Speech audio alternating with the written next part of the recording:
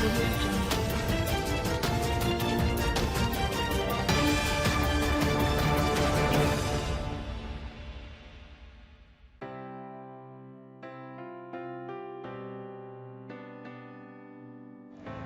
दोस्तों, आपका स्वागत है संसद सदस्य क्लब नॉर्थ एवेन्यू नई दिल्ली में, जहां अंतर्राष्ट्रीय साहित्य महोत्सव का प्रारंभ दीप प्रज्वलन कर किया गया। इस महोत्सव में देश विदेश से आए हुए सभी प्रतिभागियों ने हिस्सा लिया, जिसमें कविता पाठ, पुस्तक विमोचन, नृत्य, संगीत व सभी क्षेत्रों में गौरव सम्मान कवि कवित्री ने अपनी कला का बढ़ चढ़कर प्रदर्शन किया। इस महोत्सव में मुख्य अतिथि के तौर पर अंतर्राष्ट्रीय कवि शंभू शेखर जी को आमंत्रित किया गया। कार्यक्रम के दौरान मुख्य अतिथि शंभू शेखर जी के द्वारा सभी प्रतिभागियों को अवार्ड से सम्मानित किया गया। माननीय अंतर्राष्ट्रीय हास्य कवि शंभू शेखर जी ने अपनी स्पीच में युवाओं का हौसला बढ़ाया और उन्होंने युवाओं को कुछ ऐसी बातें बताई जो हर एक के युवा को समझनी बेहद ज़रूरी है। उन्होंने कहा कि अगर जिंदगी में कुछ बनना चाहते हो तो हर चीज़ की एक कीमत चुकानी पड़ती है। हर एक फील्ड में जाने के लिए आपको पहले तपना पड़ता है, कड़ी मेहनत करनी पड़ती है, तब जाकर हमें सफलता हासिल होती है। तो मेरे लिए बड़ा कठिन था कि मैं समय पर पहुंच पाता, लेकिन फिर भी मैं बस इसलिए आ गया क्योंकि शौर्य जी ने इस कार्यक्रम को पूरे मन से कराया है और अपने पूरे तन मन और धन जो भी कह सकते हैं वो सब कुछ अपनी तरफ से लगाकर इन लोगों ने इस पूरे, चाहे डॉक्टर कौशिक जी हों, और सबसे बड़ी चीज एक चीज की मैं आपको कुछ थोड़ी देर हंसाऊंगा, गुदगुदाऊंगा, लेकिन छोटी छोटी एक दो बातें आप लोगों को बता देना चाहता हूं। डॉक्टर पैदा किए जा सकते हैं, बनाए जा सकते हैं डॉक्टर, एक उसका कोर्स होता है और गधे से गधे बच्चा भी जो है डॉक्टर बन सकता है, कोई बड़ी बात नहीं है। इंजीनियर भी बनाए जा सकते हैं, लेकिन इंसान बनाने के लिए कोई भी तकनीकी नहीं है। उसका एक ही रास्ता है कि आप साहित्य से जुड़े। साहित्य से जुड़ा हुआ व्यक्ति ही इंसान बन सकता है और उसका और कोई तरीका नहीं है। और इस तरह की जो ये कार्यशाला, वर्कशॉप आयोजित की जाती है, वह एक मील का पत्थर साबित होती है कि समाज में आज की तारीख में जब बहुत तरह की चीजें व्याप्त है, एक और समाज में जहां आज आप यहीं से बाहर निकल के देखिए तो इंसानियत का जो असली चेहरा है इस कोरोना काल में हमें दिखा। असली चेहरे से मेरा अर्थ यह है कि हर तरह से आप देखिए कि ऐसे लोग भी दिखे जिन्होंने आपको सब कुछ अपना दान करके लोगों की सेवा की, और ऐसे लोग भी दिखे जो पूरी तरह से इस कोशिश में लगे थे कि कैसे 50 रुपए का जो एक नारियल पानी आता है वो 200 रुपए में बेचा जाए, कैसे ऑक्सीजन लोगों तक महंगी से महंगी, और कई बार तो ऐसा भी हुआ कि खाली डिब्बा केन मिल जाता था। हमने यह सब कुछ देखा, लेकिन हम उस दौरान हमने यह भी देखा कि जगह जगह भंडारे चल रहे थे। यह सब कुल मिली जुली प्रतिक्रिया ही इंसान को निश्चित तौर से जोड़ती है। लेकिन मैं एक बात को यह मानता ये हूं इस बात को पूरी तरह से मैं, कि जो भी लोग इस पूरे कोरोना काल में सेवा के कार्य में लगे होंगे, कहीं ना कहीं उसके भीतर सामाजिक सरोकार होगा, और वो सामाजिक सरोकार साहित्य के माध्यम से ही आया होगा। जो लोग लूट खसोट में लगे थे, जो लोग छीना झपटी में लगे थे, आप यकीन मानिए उनका ना तो संगीत से कोई वास्ता होगा, ना साहित्य से कोई वास्ता होगा, क्योंकि ऐसे लोग जिनको साहित्य से, संगीत से, इन सब चीजों से वास्ता होता है, वो चाह कर भी अनैतिक नहीं हो पाते। बहुत कोशिश करने के बाद भी अनैतिक नहीं हो पाते, क्योंकि उनके भीतर नैतिकता का वो बीज पनप चुका होता है जो कि दुनिया के लालचों में नहीं पड़ता। तो ये बात विशेष आप लोगों से कहनी थी। और एक बहुत विशेष बधाई हम सबकी, कवि कुल की भी एक बड़ी मेरी अच्छी मित्र भी हैं, डॉक्टर पूजा, जिनकी किताब कहता है दिल, इन्होंने मुझे आज भेंट किया। मैंने पूछा भी कि क्या कहता है पूजा जी, तो बताया नहीं उन्होंने। वो किताब पढ़नी पड़ेगी उसके लिए। उसके लिए पूरी किताब देखिए। मैंने नाटक ये संगीत बजता हुआ आ गया। मैं आपको थोड़ी देर हंसा कुछ गुजार देता हूँ। दीवाने को दरिया इतनी आसानी से मिल जाती जी जी, तो लोग साहिल की दर में क्यों भटकते? ये मुझे कभी खबरा बता रहे थे, कभी कुछ बता, अच्छा लग रहा था। कोई बात मैं तो सर देखिए, मैं तो बिहार का रहने वाला आदमी, बिल्कुल भी टेंशन नहीं लेता, हमेशा हास्य व्यंग से भरा फूल। आपके पास जो होता है वही आप दुनिया को बांटते हैं। ये एक जीवन की बहुत बड़ी सच्चाई है।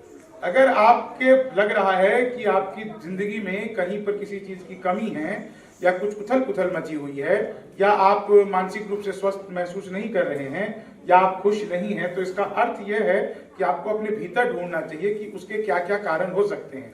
हम भीतर से सुलझे हुए रहते हैं तो बाहर की पूरी दुनिया हमें बहुत सुलझी हुई नजर आती है। हम अगर भीतर से उलझे हुए हैं तो सुलझी हुई चीज भी हमें उलझा देती है। सारा का सारा खेल हमारे भीतर का है, क्योंकि बाहर की दुनिया तो एक प्रोजेक्शन है, एक प्रोजेक्टर लगा हुआ है और जो भीतर है वो यहाँ पे प्रोजेक्ट हो रहा है। तो अपने भीतर को थोड़ा सा, और बाकी देखिए हास्य व्यंग का आदमी, मैं तो जब दिल्ली आज एयरपोर्ट पर जब उतरा, मैंने देखा 2 आदमी आपस में आधे घंटे से गाली गलौज कर रहे थे। अच्छा। मैं गया, मैंने समझाया, तब मारपीट हुई।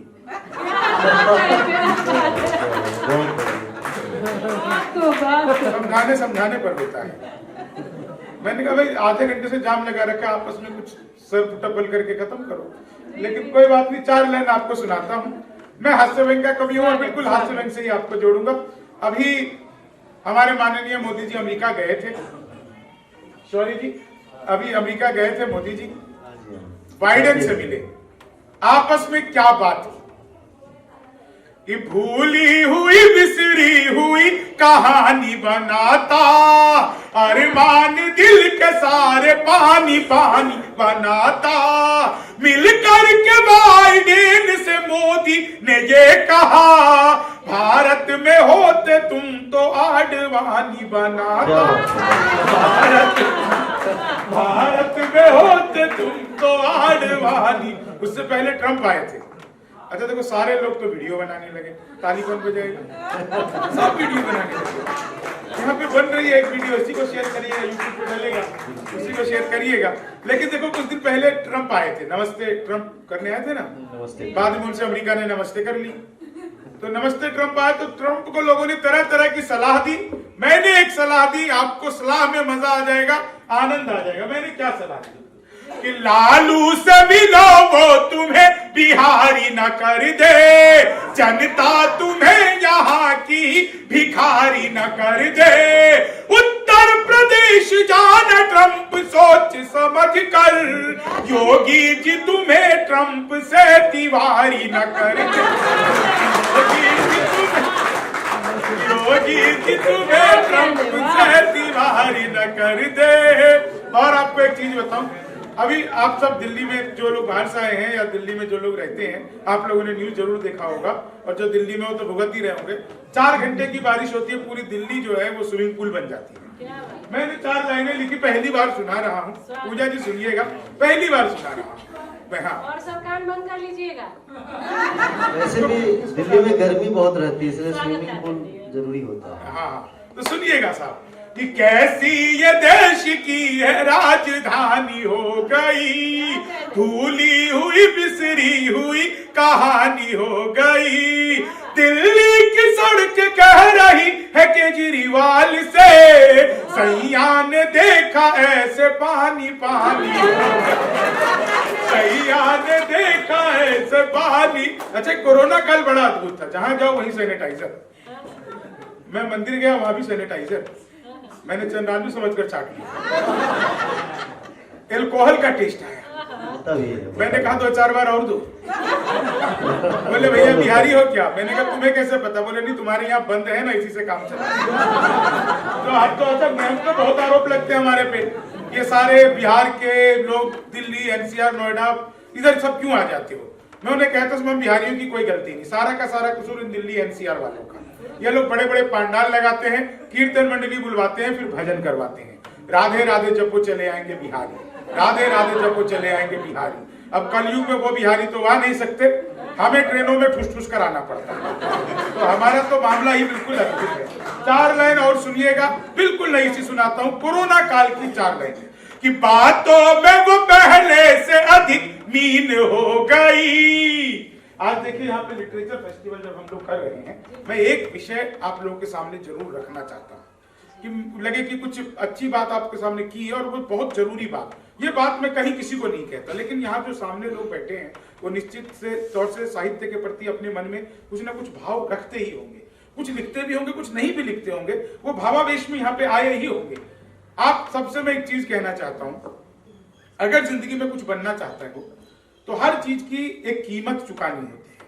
अगर आपको एक अच्छा सेहत चाहिए तो आपको सुबह 2 घंटे उठ करके जिम जाना या दौड़ना, खाने पीने पे कंट्रोल, आपको एक अच्छा गुड लुकिंग चाहिए तो आपको ब्रांडिंग कपड़े, आपको और अच्छा जीवन जीना है तो खूब सारे पैसे, सब कुछ बहुत सारी चीजें चाहिए होती है। एक सामान्य सी बात कि अगर आपको, जैसे डॉक्टर साहिबा हैं, डॉक्टर रजनीश जी, आपको एक डॉक्टर बैठिए आप कोई नहीं, एक डॉक्टर बनने के लिए आपको कितना समय चाहिए? पहले तो 12वीं तक की पढ़ाई, फिर उसके बाद आपको 4 साल 5 साल की आपको MBBS, फिर उसके बाद विलेज पोस्टिंग, तब जाकर के आप जो है लगभग 18-19 साल लगातार पढ़ के 5-7 घंटे 10 घंटे तब जाकर के आप एक डॉक्टर बनते हैं। एक टीचर के साथ भी लगभग यही स्थिति है, उसके साथ तो और ज्यादा बुरी स्थिति है। पहले 12वीं करे, फिर ग्रेजुएशन करे, फिर BEd करे, फिर वो एंट्रेंस टेस्ट दे करके लायक बने कि वो टीचर हो सकता है, फिर वो दोबारा से एंट्रेंस टेस्ट दे करके नौकरी पाए। इस सब प्रक्रिया में लगभग 21-22 साल लग जाते हैं।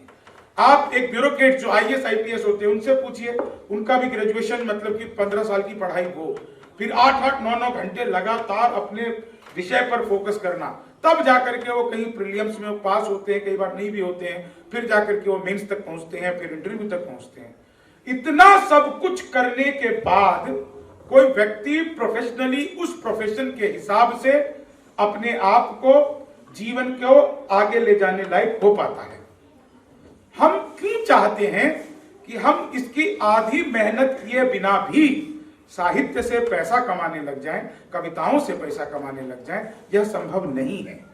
आप अगर कवि सम्मेलनों से, आप अगर किताबों से, आप अगर साहित्य से, क्योंकि आज की तारीख में सब कुछ सेलेबल है, सब कुछ सेलेबल है, अगर उसको अपने जीवन जीने का माध्यम बनाना चाहते हैं तो आपको उतनी ही मेहनत करनी पड़ेगी जितनी एक IPS को अपनी नौकरी पाने के लिए करनी पड़ती है, एक सेना के जवान को आर्मी में भर्ती होने तक करनी पड़ती है, एक अध्यापक को अपनी नौकरी पाने तक करनी होती है, और जीवन भर वो मेहनत चलती रहती है।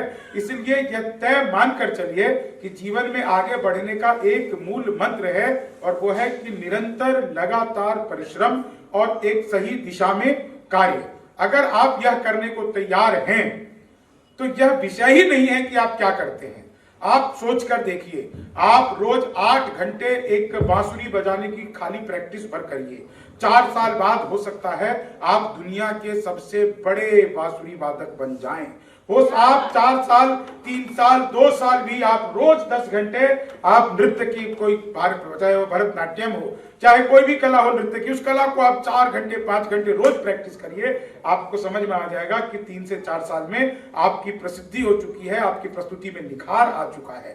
आप कुछ भी काम करते हैं, आप कवि लोग जब बनना चाहते हैं कि हमें कवि बनना है, तो वो लोग सीधा डायरी पे हमने लिख दिया, पता नहीं क्या रामचरितमानस लिख दिया, और हम माइक पर आ गए, अब हमें माइक दो, अब हमें मंच दो, अब हमें पेमेंट दो।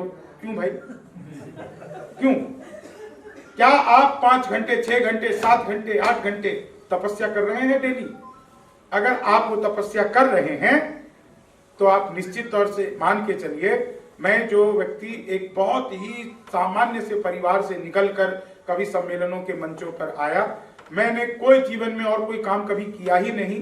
दिल्ली विश्वविद्यालय से MA किया, वहां से PhD की, नेट क्वालिफाई किया, अभी भी मैं किसी भी विश्वविद्यालय में पढ़ा सकने के लायक हूं, लेकिन मैंने खाली कवि सम्मेलन चुना, और आज की तारीख में आप लोगों का प्यार ही बताता है कि मैं कहां पहुंचा हूं, मेरी कहां तक मेरी उपस्थिति हुई है। इसके पीछे एक ही कारण है कि आपको साधना होगा, अपने आप को साधना होगा, और एक सुर पकड़कर काम करना पड़ेगा। आप कभी पता चले कि मैं कभी किताब लिखने जा रहे हैं, कुछ दिन बाद पता चले जी कि नहीं मैं तो किताब तो मैं ठीक से नहीं लिख पा रही हूँ, तो चलो मैं जो है गजल गाना शुरू कर दूं, मैं वो नहीं ठीक से कर पा रही हूँ तो थोड़े दिनों बाद मैं कुछ और शुरू कर दूं।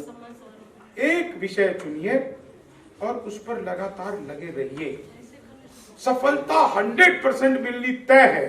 और दूसरी बात जो अपने भीतर गांठ बांध कर रख लीजिए, इस संसार में अगर बुराई की जीत निश्चित होती तो आज संसार से अच्छाई खत्म हो चुकी होती।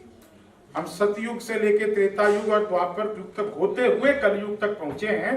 यहां तक की यात्रा में अभी भी अगर सच्चाई की, नैतिकता की वैल्यू, उसके मूल्य बचे हुए हैं तो इसका बस कारण यही है कि अंततः विजय सत्य की ही होती है।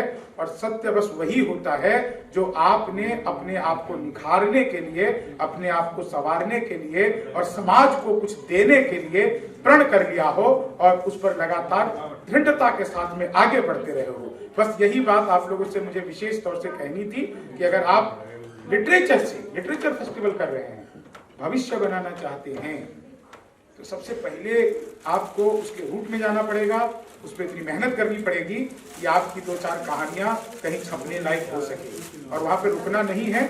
इनको पता चल गया कि ये सम्मान देने लायक बात कर रहा है तो सारे सम्मान आ गए, है ना सर? खैर आप सुनिएगा, मैं बस 5 मिनट आप लोगों को और हंसा गुदगुला देता हूँ क्योंकि समय का एक अपनी सीमाएं हैं। तय समय पर हमें बाकी 14 लोगों को अभी सुनना है। अभी 14 लोगों का काव्य पाठ होना है, चिंता मत करिए। अब ये तय कर लीजिए कि 15वां नाम किसका नहीं है। मैं आपको सुना रहा था, सुनिएगा कि बातों में वो पहले से अधिक मीन हो गई, मौका मिला तो 2 से भले 3 हो गई, करते थे सैनिटाइज जिसे इश्क से अपने, जाने वो किसके संग क्वारंटीन हो, जाने वो किसके संग क्वारंटीन हो गई।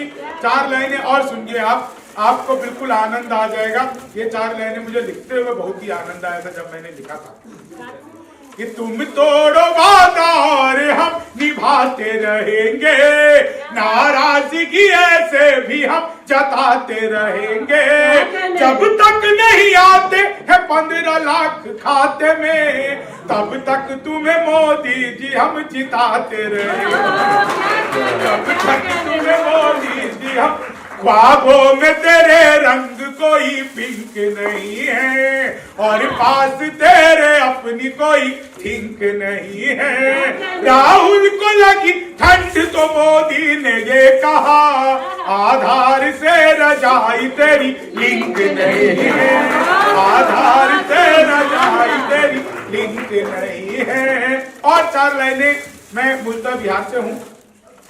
बिहार में जब पिछली सरकार थी आरजेडी और जेडीयू की, वो सरकार क्यों टूट गई? लोगों ने कहा कि ये सरकार इसलिए टूट गई, अमित शाह ने तोड़वा दिया, मोदी जी ने तोड़वा दिया, नीतीश कुमार ने खुद तोड़ लिया। मैंने बताया मूल कारण बिहार में सरकार क्यों टूटी। सॉरी भैया, क्यों टूटी बिहार में सरकार? हाँ बताइए।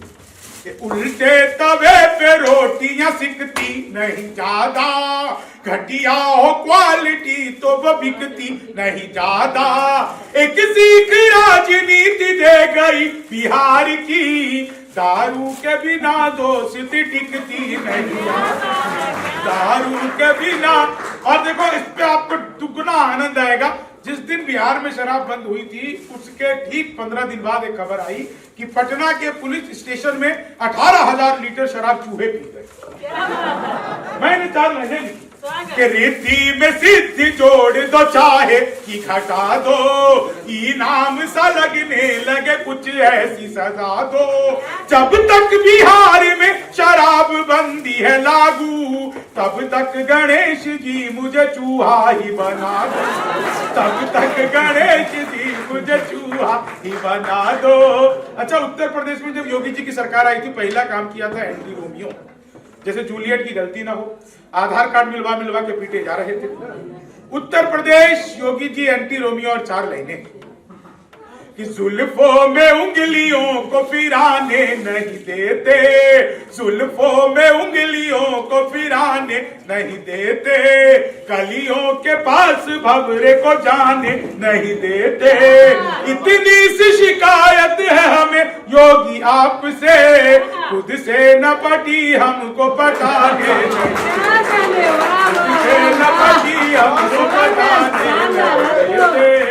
चीनी को जमा करके फिर से एक चीज हमेशा ध्यान रखिए, आप जब माइक पर खड़े हैं तो सामने वाले को ये बिल्कुल भी नहीं पता, ये तो आपको बता दिया गया, नहीं तो बिल्कुल नहीं पता कि आप कितनी यात्रा करके आए हैं, आपके भीतर कितनी थकान है, आपके अंदर ऊर्जा कितनी कम है, क्योंकि सामने बैठे हुए लोग तो आपको उसी ऊर्जा में देखना चाहते हैं जिस ऊर्जा में वो आपको पसंद करते हैं। इसलिए जो भी कवि लोग यहाँ पे काव्य पाठ करने के लिए आ रहे हैं, आप भले ही शौकिया सुनाते हो, भले ही आपको लगता हो कि इससे आपके मन की बात पूरी हो जाती हो, या लगता हो कि जो आपने लिख दिया लोगों के सामने प्रस्तुत हो गया हो, लेकिन यकीन मानिए कि लोगों से वाहवाही हर कलाकार की कमी होती है, हर कलाकार की कमी होती है, और वही उसकी ऊर्जा भी होती है।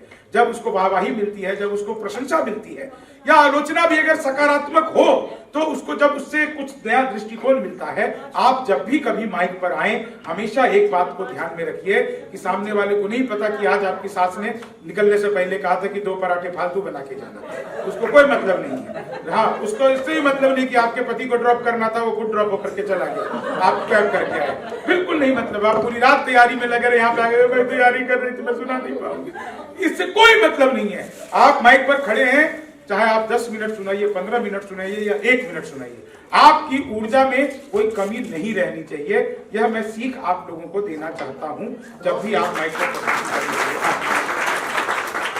और जब आप किताब लिखने के लिए बैठे ना, तो ध्यान रखिए, 1 साल की जगह 2 साल में किताब लिख लीजिए, 2 साल की जगह 5 साल में लिख लीजिए, लेकिन कोशिश करिए कि एक भी अक्षर ऐसा ना हो जो फालतू का उसमें आकर के पेपर पॉल्यूशन कर रहा हो। थोड़ी साधना होती है, थोड़ा सपना होता है, थोड़ा गलाना होता है अपने आप को। और जब आप अपने आप को गलाते हैं तो आप जल्दबाजी कहीं भी जाने की मत करिए, कहीं भी जाने की जल्दबाजी मत करिए। चाहे आपके जीवन में एक रचना है, एक रचना है, लेकिन वो लोगों को याद रहे, दुनिया को कुछ दे करके जाए, बस यही सोचना है। आप ऐसे लिखने के लिए कितना भी लिख दीजिए। एक तो हमारे मित्र हैं, उन्होंने 100 किताबें लिखी है, तो मैंने उनसे पूछा है काका तुमने नहीं लिखा क्या? वो भी लिख लेते, 100 किताबें लिख दी है तो लेकिन 4 लाइन सुनिएगा साहब, मैं जो आपको सुना रहा था कि चीनी को जमा करके फिर से गन्ना बना दूं। देखिए, मैं तो हास्य व्यंग का कवि हूँ। क्लास में अध्यापक आया, बोले कौन बेवकूफ है, खड़ा हो जाए, तो मैं ही खड़ा हो गया। बोले तुम बेवकूफ हो, मैंने कहा नहीं सर, आप अकेले खड़े अच्छे नहीं लगते। चीनी को जमा करके फिर से, संस्कृत के अध्यापक आ गए, बोले तमसो माँ ज्योतिर्गमय, इसका हिंदी में अनुवाद करो। मैंने किया, माँ तू सो जा, मैं ज्योति के पास जा रहा। चीनी को जमा कर, संस्कृत के अध्यापक आ गए, संस्कृत के अध्यापक गए और हिंदी के आ गए, बोले राहुल गांधी देश के प्रधानमंत्री बनेंगे, इसमें कौन सा अलंकार है? मैंने कहा जी असंभव अलंकार। चीनी को जमा, मोदी जी चले गए थे नासा, वैज्ञानिकों ने 2 मिसाइलें दे दी। मोदी जी ने पूछा मिसाइलों को मैं क्या करूंगा? वैज्ञानिक बोले सर आपको तो आदत है, फेंक देना। चीनी को जमा करके फिर से गन्ना बना दूं। मैं सच बता रहा हूं, इतना सब कुछ हंसाने के बाद भी बहुत सारी लड़कियां मेकअप के हिसाब से थोड़ा थोड़ा हंस रही हैं। इसमें इनकी कोई गलती नहीं है, इन्हें ब्यूटी पार्लर वाली समझा के बेचती है। बहन जी ज्यादा मुंह फाड़ के हंसोगी तो चेहरे के पीओपी की कोई गारंटी नहीं, कभी नहीं उतर सकती। चीनी को, मैं तो ट्रेन में आ रहा था, बीच वाली बर्थ पे सो रहा था, ऊपर पे 30-40, नीचे पे 80-90, तो 30-40 80-90 से पूछा, बोली बहन तेरी उम्र क्या है? 80-90 बोले को 38-40। अब उसने उससे पूछ लिया तेरी क्या है? बोले को 18-20। मैं तो 20 के बरस से धड़ाम से नीचे गिरा। बोली भाई साहब क्या कर रहे हो? मैंने कहा जी पैदा होने की कोशिश। अच्छा आप लोग देखो, जब इतना बढ़िया शानदार मंच है, यहाँ पे इतना शानदार हम फेस्टिवल कर रहे हैं, आप सबकी तरफ से एक बार जोरदार तालियां हमारी अंतरिक्ष की संस्था इसरो के लिए बजाएंगे। ये तालियां इसरो के लिए बहुत जरूरी थी, क्योंकि इसरो से मेरा बचपन का नाता है। क्या बात? जब मैं पहली बार स्कूल गया तो मैडम बोली लड़कियां इसरो में बैठेंगी,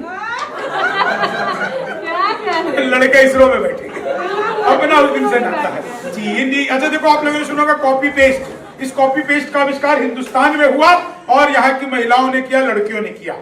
वो नीचे वाले होठों पर लिपस्टिक लगाती है, ऊपर पप पप पप पप करती है, हो जाता है कॉपी पेस्ट।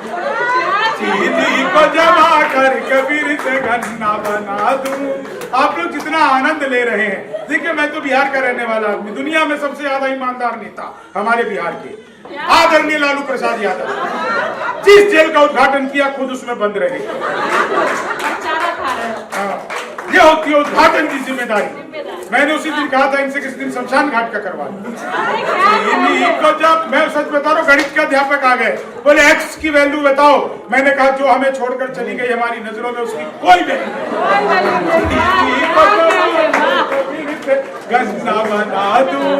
आप लोग इतना हंस लेते हैं, मुस्कुरा लेते हैं, मुझे अंजुम जी की 4 लाइनें अचानक से याद आ जाती है कि अपने जख्मों को भी आईना बनाया हमने, आपको हंसता हुआ चेहरा दिखाने के लिए। इतना आसान नहीं खुद का तमाशा करना, कलेजा चाहिए औरों को हंसाने के लिए।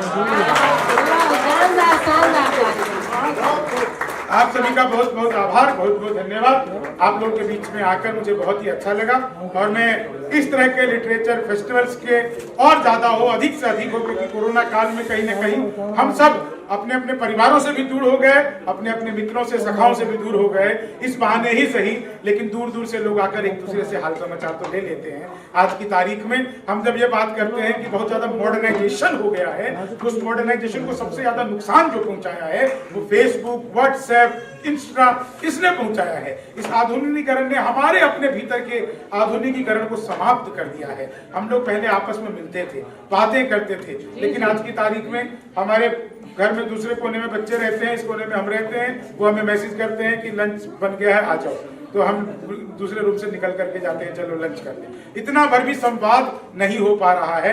ऐसे में इतने सारे लोगों को इकट्ठा करके और बिल्कुल राष्ट्रीय स्तर पर संवाद करवाने के लिए एक बार जोरदार तालियां हमारे शौर्य जी के लिए बजाइए, जोरदार, बड़ी और जोरदार, कम है।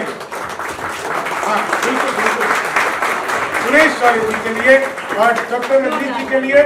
ये होम्योपैथी की डॉक्टर हैं, धीरे धीरे असर करेंगी, लेकिन असर ऐसा होगा, ऐसा असर होगा कि जो बीमारी है वो जड़ से खत्म हो जाएगा। तो धन्यवाद मैम। ये दोनों ही रांची से हैं, आप भी, मैं बिहार से हूँ। ये देखिए ये है संयुक्त बिहार। चलिए आभार, धन्यवाद। को इन्होंने बहुत सुंदर से जमा के गन्ना बना दिया और हम सभी को हंसा हंसा के अपना दीवाना बना दिया। और आपको बताते हुए मुझे बड़ा गर्व हो रहा है, और मैं इसी वजह से यहाँ पे आया हूँ कि मैंने 16 किताबें अपने हाथ से लिखी। 16 किताबें अपने हाथ से लिखी हैं, जिसमें भागवत गीता है। मैं दर्पण छवि का लेखक हूँ, मैं सारी किताबें मैंने दर्पण छवि में लिखी हैं, और सुई से मैंने किताब लिखी है, सुई से किताब लिखी है, और इसके लिए वर्ल्ड रिकॉर्ड है, लिम्का बुक ऑफ रिकॉर्ड्स में नाम है। उसके बाद मैंने जो किताबें लिखी हैं, आपको बता दूं, मैंने एक नई विधिया बिल्कुल अलग निकाली है। लोग कविता लिखते हैं, शॉर्ट स्टोरीज लिखते हैं, बहुत कुछ लिखते हैं, लेकिन एक आपको हिंदुस्तान को गर्व होना चाहिए कि सुई से, आप अगर गूगल करेंगे, दुनिया की पहली किताब है जो सुई से लिखी गई है। 16 किताबें हैं। मेहंदी कौन से मैंने गीतांजलि लिखी है, रविन्द्रनाथ टैगोर जी की जो गीतांजलि है, तो 1913 में उनको नोबेल प्राइज मिला था, उसको मैंने मेहंदी कौन से लिखा है। और पंचतंत्र को मैंने कार्बन पेपर से लिखा है। और 16वीं जो किताब लिखी है, आप जाएंगे कहां तक जाएगा एक आदमी, मैंने गम एंड गिलू से किताब लिखी है, गम एंड गिलू। और एज ए मोटिवेशनल स्पीकर मैं स्कूल कॉलेज में जा रहा हूँ, तो इसमें मेरे 110 थॉट्स हैं। सर को मैंने दी है वो किताब, सोचना तो पड़ेगा ही। हिंदुस्तान की 3 भाषाओं में ट्रांसलेट हो चुकी है, और 2022 तक कम से कम 8 और 10 भाषाओं में ट्रांसलेट होने वाली है। एज ए मोटिवेशनल स्पीकर हूँ, आप लोग सम्मानित सभी लोग बैठे हुए हैं मेरे साथ, तो मुझे मोटिवेशन करने की बात बनती नहीं है, क्योंकि सब मोटिवेटेड हैं, बच्चों के स्कूल में जाता हूँ। लेकिन इसमें से जो थॉट्स हैं, वो 4 थॉट्स मैं आपके साथ शेयर करना चाहता हूँ, जो मेरे बड़े अच्छे लगते हैं। दोस्त, अगर जिंदगी को जीना है, दोस्त अगर जिंदगी को जीना है, जीने चढ़ने पड़ेंगे। दोस्त, अगर जिंदगी को जीना है, जीने चढ़ने पड़ेंगे, क्योंकि लिफ्ट से काम बनने वाला नहीं है। नीचे से आप ऊपर आए हो, एक मंजिल पे जीने चढ़ के ही आए हो। और दूसरा थॉट, जो फल की इच्छा रखते हैं, फूल नहीं तोड़ा करते। अगर फूल तोड़ोगे तो फल मिलेगा नहीं। जो फल की इच्छा रखते हैं फूल तोड़ा नहीं करते। और तीसरा है नीति, नियम और नियत। जिंदगी में 3 चीज काम करती है, नीति, नियम और नियत। और जिसकी काम करने की नियत है, सफलता आपके दरवाजे पर है। अगर आपके नियत में खोट है तो जिंदगी आपको बहुत अजीब लगेगी, आप सफलता तक नहीं पहुंच पाएंगे। और लास्ट में जो मेरा बहुत ही प्यारा है, मैं एक दिया हूं, मैं एक दिया हूं, मेरा काम है चमकना। हो सकता है मेरी रोशनी कम हो, लेकिन दिखाई बहुत दूर से दूंगा। मैं एक दिया हूं, मेरा काम है चमकना। हो सकता है मेरी रोशनी कम हो, लेकिन दिखाई बहुत दूर से दूंगा। और एक कविता छोटी सी है, वो भी मैं आपके साथ पढ़ना चाहूंगा। मैंने लिखने का शौक तो 2003 से हुआ मेरे को। मेरे साथ सीरियस एक्सीडेंट हुआ। मैं आपके साथ एक छोटी सी बात भी शेयर करना चाहता हूँ, क्योंकि मोटिवेटेड है। सन 2000 में मेरा एक्सीडेंट हुआ। मेरे 10 ऑपरेशन है, 10 फ्रैक्चर है पूरे शरीर में। प्लास्टिक सर्जरी चेहरे की हो रही है। लेकिन कहते हैं ना, जिंदगी में दोस्त अच्छे होने चाहिए। एक दोस्त ने मुझे भागवत गीता दी हुई पढ़ने के लिए। मैं भागवत गीता पढ़ी मैंने पूरी, 18 अध्याय 700 श्लोक हैं। दोस्तों, इस मंच के माध्यम से बोलना चाहता हूं कि जिंदगी में एक बार भागवत गीता अवश्य पढ़ें, क्योंकि मेरी जो लाइफ है ना, वो नकारात्मक होगी थी, सकारात्मक होगी। अवश्य पढ़ें उसको। 700 श्लोक है, 18 अध्याय है। और एक चीज जो दो बार पढ़ चुका हूँ, एक बार 2 बार मैं हिंदी और इंग्लिश में लिख चुका हूँ, तीसरी बार मैं पढ़ रहा हूँ। एक ही चीज मेरे को दिखाई, जो उसमें जो समझ में आया है कि दोस्त, हारना नहीं, संवाद करना सीखो। 18 दिन तक भगवान कृष्ण ने अर्जुन के साथ संवाद किया और अधर्म के खिलाफ धर्म की विजय का पताका लहराया। तो दोस्त, बच्चे बहुत सारे बैठे हुए हैं, कभी भी जिंदगी में हारना नहीं। संवाद अगर आपका है और प्रयास आपके हैं, सफलता आपके पास है, ये निश्चित आप ध्यान रखकर मान लो मेरी बात। क्योंकि ये 54 साल का अनुभव है, ये बोलता है। क्योंकि मैंने 25 साल मैकेनिकल इंजीनियर हूं। और आपको बता दूं, मैं क्रिकेट अंपायरिंग भी करता हूं। और मैंने नेशनल लेवल के जो न्यूज़पेपर्स हैं उसके लिए कार्टून बनाए हैं। और 3 पेपर मेरे इंटरनेशनल रिसर्च जर्नल में पब्लिश हो चुके हैं। ठीक है, एक कविता प्लीज, एक कविता सुना। बचपन अंकुरिसा तना हरा भरा, बचपन अंकुरिसा हरा भरा, यौवन तना सा प्रफुल्लित। लास्ट की लाइन सुनना। बचपन अंकुरिसा हरा भरा, यौवन तना प्रफुल्लित, बुढ़ापा झुका सा पतझड़, और पत्ता तने से टूट गया, न जाने कितने दूर गया। धन्यवाद। कफन लेकिन चढ़ा जब भी किसी के जिस्म पर यारो, उठाते शव सभी दुर्लभ नजारा हो नहीं सकता, उठाते शव सभी दुर्लभ नजारा हो नहीं सकता। नमस्कार दोस्तों, जूम इंडिया न्यूज़ का स्वागत है। इसमें मौजूद है एमपी क्लब में। और आपको बता दें, आज यहाँ पर बहुत खास कार्यक्रम आयोजित किया गया था। New Delhi international literature festival 2021 का आयोजन सुरेश शौर्य जी के द्वारा किया गया था। वहीं इनसे जानते हैं कि इस कार्यक्रम में कैसा रहा। जी सर। यह कार्यक्रम साहित्य और विरासत को जोड़ने के लिए, चूँकि आप जानते होंगे कि भारत की जो साहित्य और विरासत है वो बहुत समृद्ध परंपरा के रूप में रही है। उन्हीं को हम फिर से प्रस्फुटित कर, पल्लवित कर और सभी के बीच हम ले जाने की कोशिश कर रहे हैं। और इसमें न केवल सिर्फ भारतीय साहित्य, बल्कि यहाँ की जो लोक कला है, लोक संस्कृति और लोक भाषा है, उसको भी जोड़ने का प्रयास हमारा है। और हम सब मिलकर एक साहित्य के जरिए राष्ट्र निर्माण की प्रक्रिया से जुड़ रहे हैं। और यह कार्यक्रम इस बार बहुत अच्छा रहा है, जिसमें अंतर्राष्ट्रीय आज से कवि शंभू शिखर जी भी आए थे और बहुत ही अच्छा कार्यक्रम रहा। और हम फिर से जब मिलेंगे तो फिर से अभी अगले बार हम जो पुरस्कारों की श्रेणियां लाएंगे, जिसमें हम लोक भाषा और लोक संस्कृति उनको भी सम्मानित करने के कार्य करेंगे, ताकि भारत की जो समृद्ध परंपरा है उसको सम्मानित भी किया जा सके और उसको सभी लोगों तक हम पहुंचा सकें। इसमें देश और विदेश सभी जगह से लोग जुड़े थे और यह बेहद रोमांचक कार्यक्रम रहा। और हम उम्मीद करते हैं कि अगले आने वाले सालों में ऐसे ही कार्यक्रम हम फिर से आयोजित करें और आप सबका सानिध्य बनाएं। थैंक यू जी। मुझे प्रथम राष्ट्रीय मानवीय भाषा सम्मान दिया गया है, तो मैं उसके लिए आदरणीय सुरेश शौर्य सर को बहुत साधुवाद देना चाहती हूँ कि लोक भाषा और लोक परंपरा को सहेजने का एक जो प्रयास सर ने किया है, वो निश्चय ही आगे जाके संपूर्ण देश में और भारत में यहाँ की लोक परंपरा को और लोक भाषा को सहेजने के लिए सार्थक कदम होगा। धन्यवाद। कैसा लगा आपको आज? मैंने अपने आप को बहुत गौरवान्वित महसूस किया आज इस कार्यक्रम का हिस्सा बनकर, और आशा करती हूँ आगे भी मैं इसका हिस्सा बनती रहूँ। आज बेहद खुशी हुई है यहाँ पे पहुंचकर, क्योंकि पहले कविताएं लिखते हैं लेकिन आज कुछ ऐसे लोगों को सुनने का मिला, कुछ ऐसे लोगों से सीखने को मिला जो सचमुच प्रेरणादायक हैं। खासकर शंभू शेखर सर के बारे में कहना चाहूँगी कि आज उन्होंने जो नए लेखकों, नए कवियों को जो प्रेरणा दी है कि किस तरह ये एक साधना है और हमें सीखना है। ये नहीं कि जब अगर उन्होंने बताया आज हमें कि जिस तरीके से डॉक्टर, इंजीनियर सब बनने के लिए साधना करते हैं, उस तरीके से हमें भी वो साधना करनी है। तो आज ये बेहद आनंदपूर्वक और रोचक और प्रेरणादायक कार्यक्रम में इसे कहूंगी। जी बहुत बहुत धन्यवाद। मैं डॉक्टर रजनी शर्मा चंदा, रांची झारखंड से दिल्ली लिटरेचर फेस्टिवल में सम्मिलित होने के लिए यहाँ आई हूँ, और यह कार्यक्रम अपने आप में अद्भुत रहा। कला, संस्कृति, साहित्य सभी को समायोजित करते हुए इस कार्यक्रम में सभी ने बहुत ही अद्भुत प्रदर्शन किया। यहाँ पर योग का प्रदर्शन किया गया, नृत्य का भी प्रदर्शन किया गया, साथ ही साथ विभिन्न भाग से, हमारे देश के विभिन्न भागों से कला एवं साहित्य के जो पुरोधा थे वो सभी इसमें सम्मिलित हुए और अपनी लोक भाषा की भी उन्होंने प्रस्तुति दी। झारखंड की नागपुरी रचना की सीमा सिन्हा जी ने प्रस्तुति दी, और बिहार की धरती से भी यहाँ पे बहुत ही सुंदर काव्य पाठ किया गया। भारत के विभिन्न क्षेत्रों से आए हुए काव्य प्रेमियों ने इसका रसास्वादन किया और बहुत ही लाजवाब यह कार्यक्रम रहा। कला, संस्कृति एवं साहित्य तीनों चीजों को समाहित करता हुआ यह दिल्ली लिटरेचर फेस्टिवल अत्यंत सफल साबित हुआ, और सालों साल इसका हम सभी मिलकर आयोजन करते रहेंगे। इसके लिए मैं शुभकामनाएं देती हूँ। शुभकामनाएं। धन्यवाद। बहुत बहुत धन्यवाद कि आज का ये कार्यक्रम रखा गया।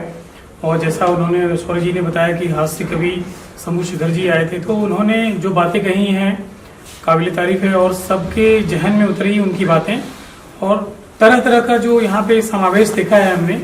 पूरे भारत के प्रत्येक राज्य से जितने भी लोग यहाँ पर आए, वो आपस में एक बहुत बड़ी बात है कि इतना ऐसे वक्त पे वक्त निकाल कर आना और अपनी कविताएं प्रस्तुत करना, अपने वक्त को रखकर सबकी बातों को सुनना और सबको प्रोत्साहित करना, ये काबिल तारीफ है। और आगे भी इस तरह के कार्यक्रम होने चाहिए साहित्य में। धन्यवाद। कोरोना। मैं डॉक्टर नेहा इलाहाबादी बॉम्बे से बिलोंग करती हूँ, और आदरणीय सुरेश शौर्य जी के ऑर्गेनाइजेशन में जो ये कार्यक्रम आज हुआ है, बहुत ही सफल कार्यक्रम था और बहुत ही खूबसूरत कार्यक्रम रहा। तरह तरह के रंग बिखरे हुए नजर आए, यहाँ पे हर स्टेट से लोग आए हुए थे, बहुत अच्छा लगा। मगर कुछ रंग ऐसे रहे बहुत बेहद अनोखे रहे जो हमने कभी देखे नहीं थे, मगर एनीवे बहुत अच्छा लगा। Thank you very much. बहुत सुंदर कार्यक्रम रहा कुल मिलाकर। नमस्कार, मैं सीमा सिन्हा मैत्री, झारखंड रांची से।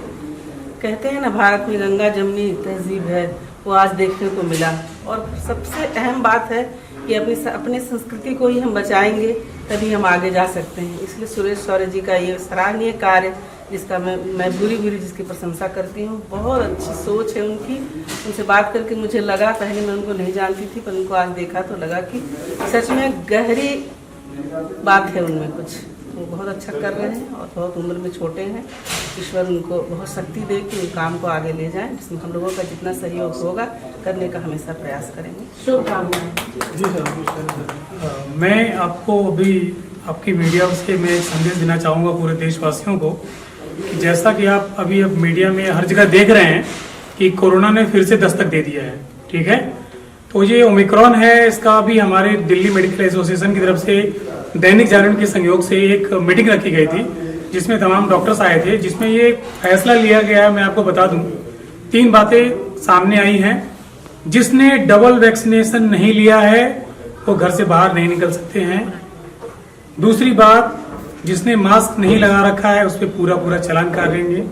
तीसरी बात, अगर सरकार को जरूरत लगे इमीडिएट नाइट कर्फ्यू लगाना है तो लगाएं, आपको लॉकडाउन करना है तो करें।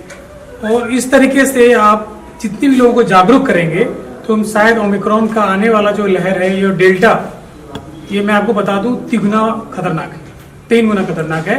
तो घर पर रहें, सतर्क रहें, सुरक्षित रहें, अपना खान पान बढ़िया रखें और नींद पूरी लें।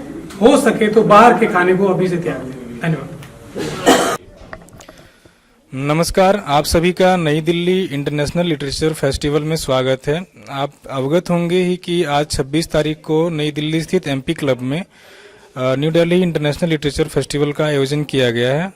इस आयोजन के जो फाउंडर सर हैं सुरेश शौर्य जी, वो हमारे बीच मौजूद हैं। आइए जानते हैं कि ये जो लिटरेचर फेस्टिवल है, ये आयोजन करने का ख्याल उनके मन में कहाँ से आया, ये विचार कहाँ से आया, इनके बारे में जरा सुरेश शौर्य जी जरा इस पे प्रकाश डालें।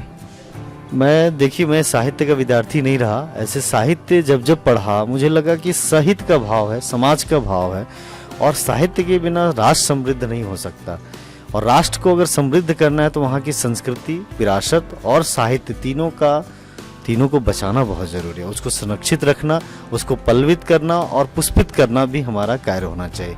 इसी के मद्देनज़र जब मैं अपनी रचना लिखने लगा, मैं कुछ कविताएं लिखने लगा, मुझे लगा कि मैं क्यों ना सभी को जोड़कर इस साहित्य कर्म को आगे बढ़ाऊं।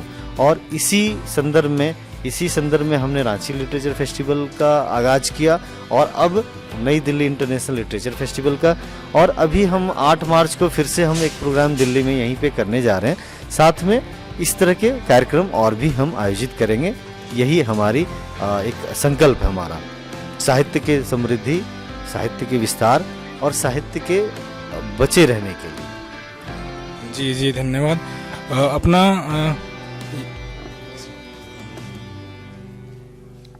किसको रुकना?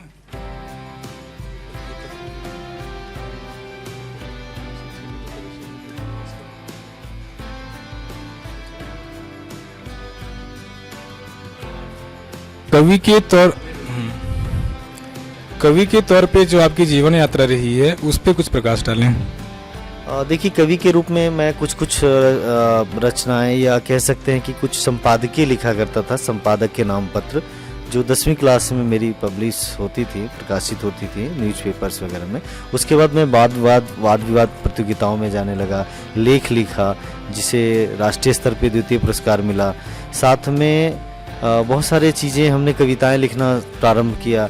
उन्हीं को संकलित करके पतझड़ के नाम से एक संकलन, मेरी खुद की कविताओं की संकलन 2017 में आ चुकी है। अभी ग्लोबल साझा साहित्य मंजरी के रूप में अभी द्वितीय पुस्तक आई है। इसके अलावा भी बहुत सारे साझा संग्रह में मेरे पुस्तक हैं, जैसे झारखंड कुसुम और झारखंड के 50 प्रसिद्ध रचनाकारों में मेरी रचना है।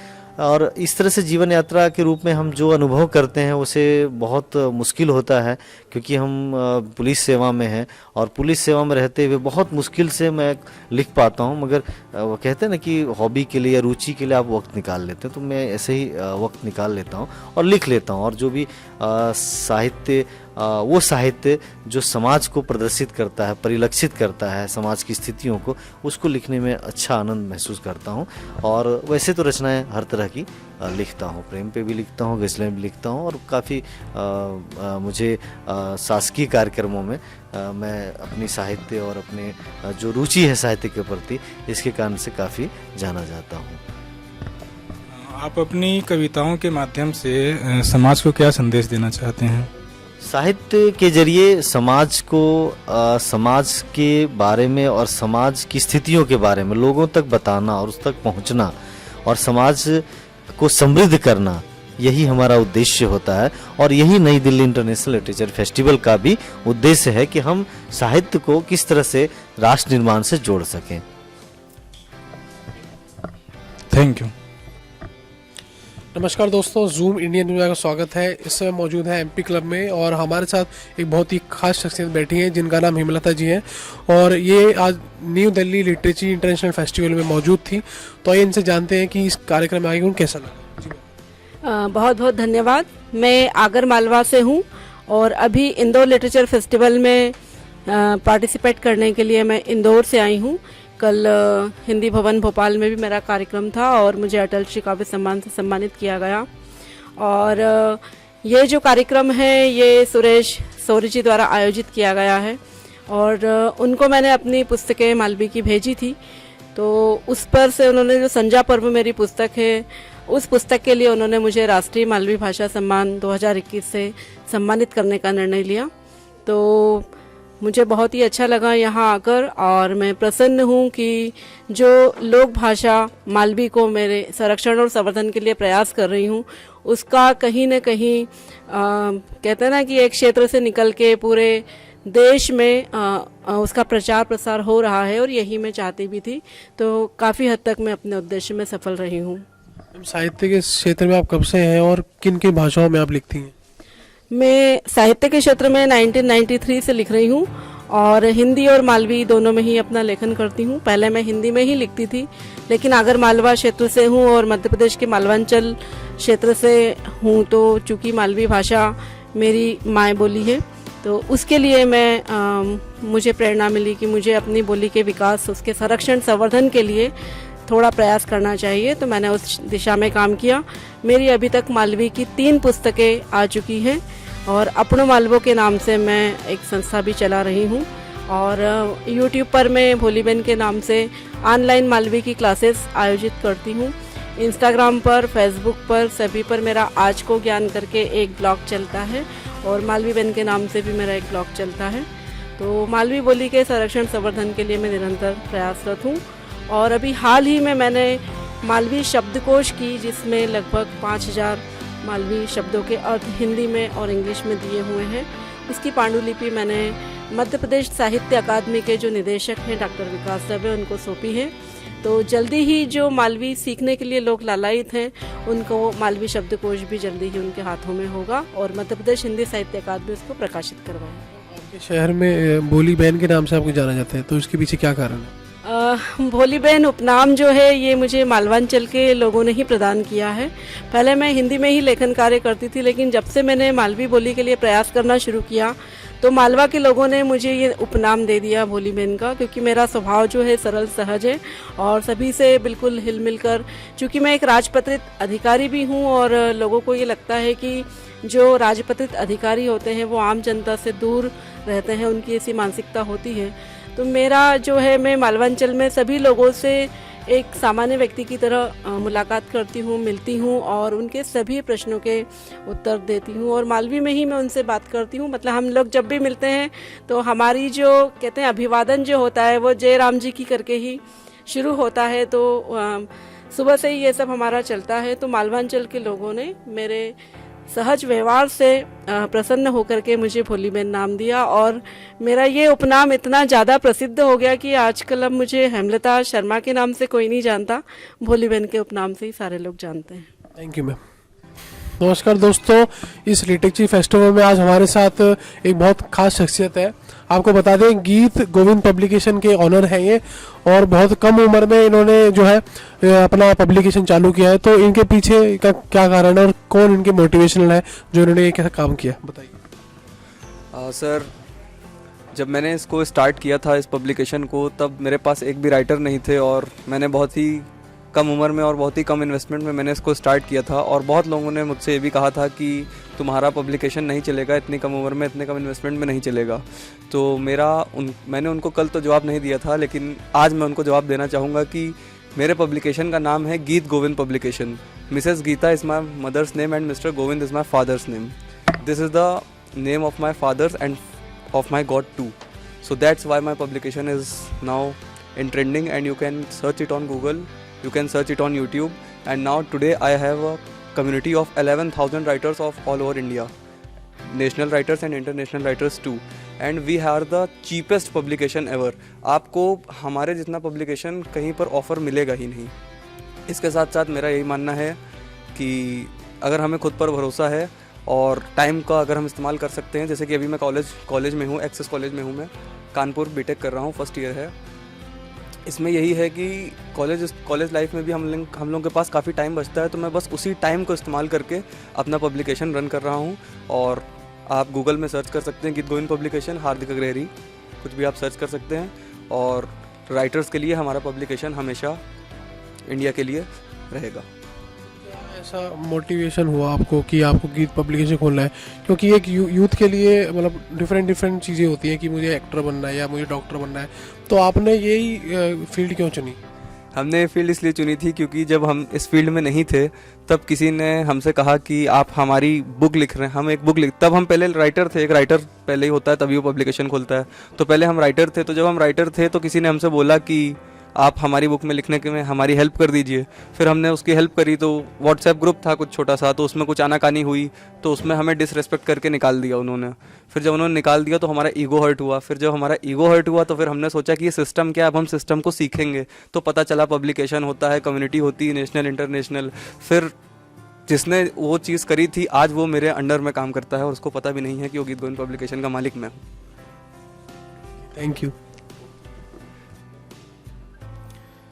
नमस्कार। आज 26 दिसंबर 2021 एमपी क्लब नॉर्थ एवेन्यू में new Delhi international literature festival का आयोजन हुआ है, जिसमें हमारे साथ आज प्रेरणा सिंह मौजूद हैं। आइए जानते हैं कि उनका जो एक कवि की यात्रा है, कवि बनने की यात्रा है, वो कैसी रही है और अपने जीवन के जो बटोरे गए अनुभव हैं वो हम उनके साथ साझा करने की कोशिश करते हैं। सबसे पहले तो प्रेरणा सिंह जी, आपका इस मंच पे हार्दिक अभिनंदन है और संक्षेप में अपना परिचय।